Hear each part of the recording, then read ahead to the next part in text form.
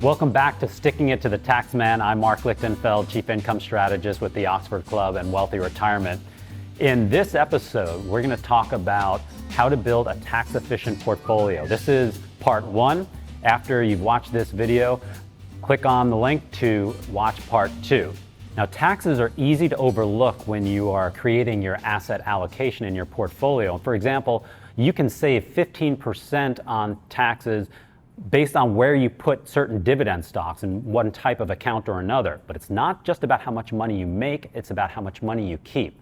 And so I hope that through this video series, I've created some tools and given you some information that will really help you to save money on your taxes. The money belongs in your pocket, not the IRS's. Today I've got insight on two different types of investment vehicles. We're going to talk about the difference between Roth versus standard IRAs, as well as tax-deferred versus taxable accounts. Many of our subscribers are unsure how to allocate their assets between different investment accounts, specifically between those that are taxable, like a brokerage account, and those that are tax-deferred, like a traditional 401k or IRA.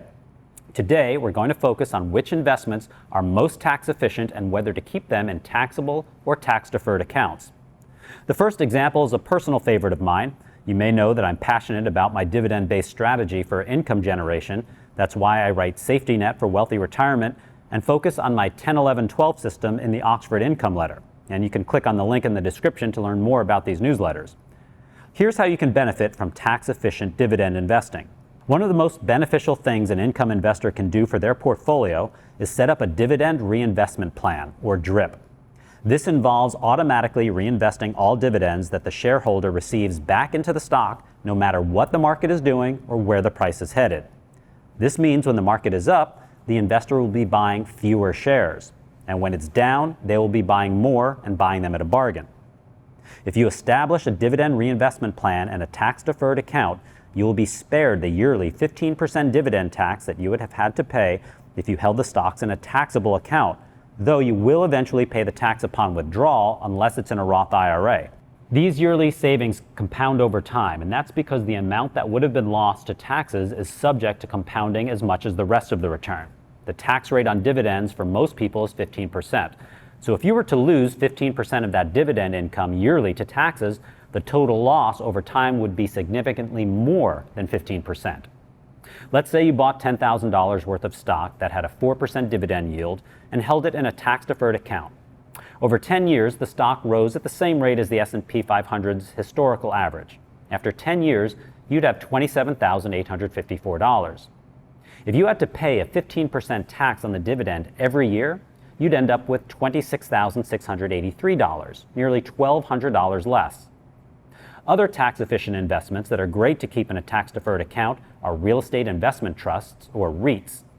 REITs allow multiple investors to buy shares in a portfolio of real estate properties and receive 90% of the trust's profits back in dividends. They function like a dividend stock, but often with a higher yield and payout ratio. This doesn't mean that you should load up on them, though. REITs are susceptible to interest rate fluctuations, and overexposing yourself to them prevents you from properly diversifying your portfolio. Additionally, bonds should usually go in a tax-deferred account when possible, even more so than dividend stocks, because bonds are taxed at your ordinary income tax rate, while dividends are taxed at 15% for most people.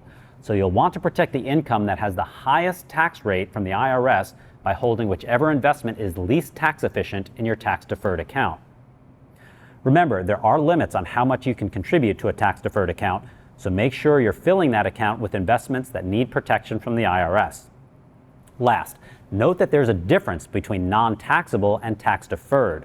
A 401k is considered a tax-deferred account because contributions come out of your paycheck pre-tax and you are taxed on withdrawals that you make in retirement. A Roth IRA, however, is an example of a non-taxable account because contributions are made after tax.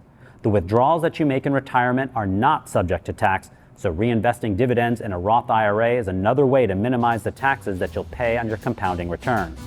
Non-taxable and tax-deferred accounts aren't just great choices for income generation, they're also probably your best bet for saving for retirement or education expenses.